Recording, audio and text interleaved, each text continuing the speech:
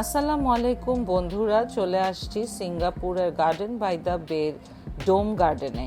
এই ডোম গার্ডেনে ঢোকার জন্য কিন্তু আপনাকে আলাদা করে টিকিট কেটে নিতে হবে।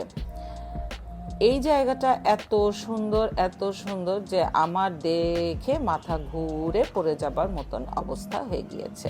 হ্যাঁ, ফান করলাম, কিন্তু আসলে এটা অনেক অনেক অনেক সুন্দর জায়গা। আমি যখন এর আগে সিঙ্গাপুরে গার্ডেন বাই দ্য বেতে এসেছিলাম, তখনও এই ডোম গার্ডেনে ঢুকেছিলাম, এবং এটা এক এক সিজনে এক এক রকম করে সাজানো থাকে। আর এই যে জায়গাটা, এটা হচ্ছে নানান রকম ক্যাকটাস দিয়ে বা নানান রকম সুন্দর গাছ দিয়ে সাজানো।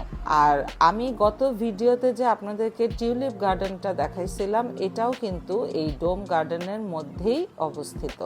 এক একটা সেগমেন্ট এক এক রকম করে সাজানো।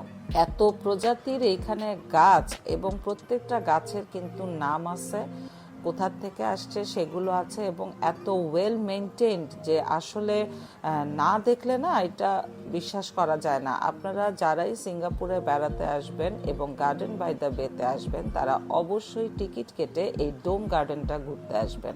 এখানে কিন্তু সায়েন্টিফিক ওয়েতে আলো বাতাস এবং সব কিছু এখানে আছে, এবং এই জায়গাটা খুব সুন্দর, শীতাতপ নিয়ন্ত্রিত, অনেক সুন্দর জায়গাটা।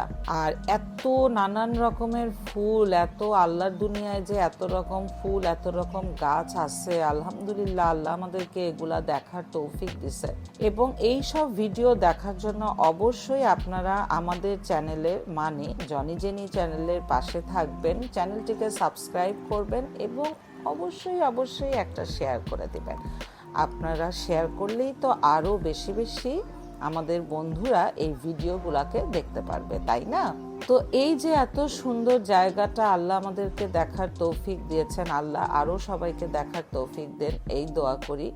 এবং আপনারা আমাদের পাশে থাকবেন, ভালো থাকবেন, আমাদের জন্য দোয়া করবেন। আরও সুন্দর সুন্দর ভিডিও নিয়ে যেন আপনাদের মাঝে হাজির হতে পারি।